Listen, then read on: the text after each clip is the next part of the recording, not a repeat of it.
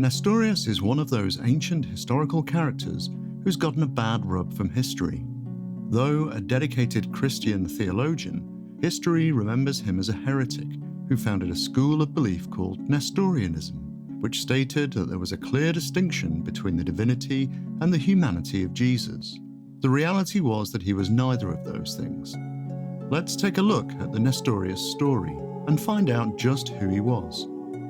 Nestorius was born in either 381 or 386 in the city of Germanica, which was part of the Roman Empire. As a young man, he trained as a priest in Antioch, subsequently serving as a priest in the monastery to St. Euprepius of Verona. He developed a reputation as a powerful and effective giver of sermons.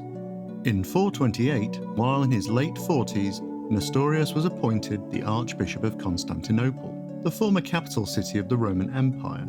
At the time, the city was a prize that both Alexandria and Antioch were vying with each other to gain control of. So when Nestorius received his appointment of Antioch, becoming the patriarch of the city, it was inevitable that the Alexandrians would look for opportunities to discredit him. Nestorius made the job of the Alexandrians easy by stepping into controversy almost immediately.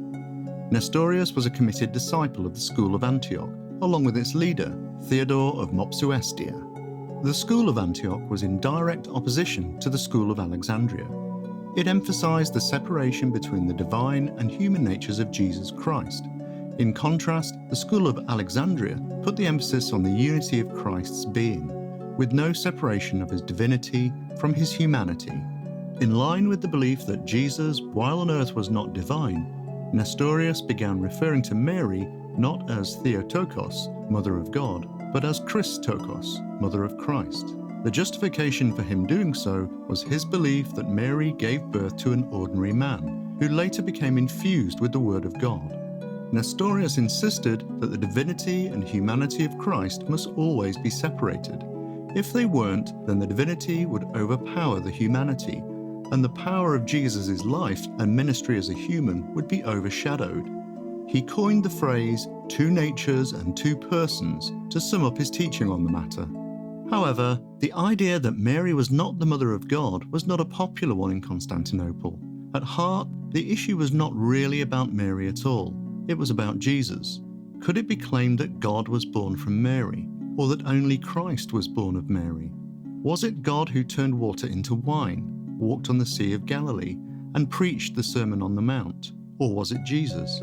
The people resisted and protested the proclamations by Nestorius. In their eyes, he was denying the very incarnation of God in Jesus. Of course, the Alexandrians were even more outraged by what they considered to be Nestorius's blasphemous stand.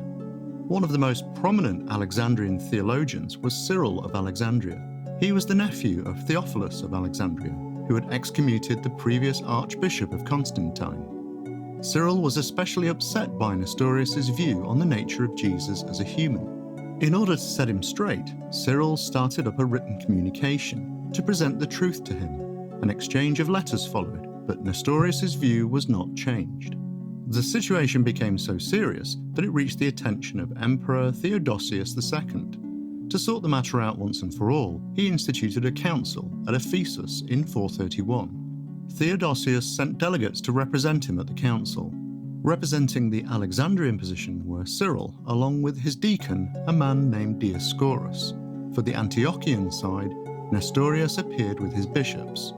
Other Antiochian supporters, led by a certain John of Antioch, arrived after the council had already begun. 7 sessions of the Council of Ephesus were held over 5 weeks. In the end, their decision was unanimous.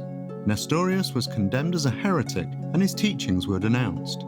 The orthodox teaching of Theotokos, by which Mary was to be called the Mother of God, was upheld. Nestorius' fall was quick in coming. He was deposed from his office and exiled as a heretic. His replacement as the Archbishop of Constantinople was Flavian of Constantinople. The decision of the Council of Ephesus led to the beginning of a schism within the church. In order to try to reunite the church, Cyril of Alexandria arranged for a meeting with John of Antioch. A formula of reunion was agreed upon, which ended the schism between the churches of Alexandria and Antioch. The agreement allowed the church leaders of Antioch to use the two-nature language, but only on the provision that they added a rider, which preserved the unity of God and Christ.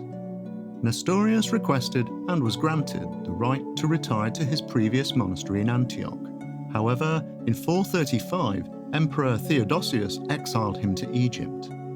He lived in Egypt for 15 years. Throughout that time, he maintained his position on the nature of Jesus, defending it strongly whenever he was challenged.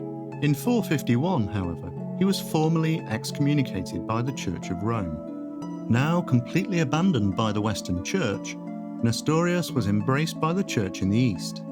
This led to the Western Church leaders derogatively labeling the Eastern Church Nestorians. Today, Nestorius is considered to be one of the three great teachers of the Greek Orthodox Church.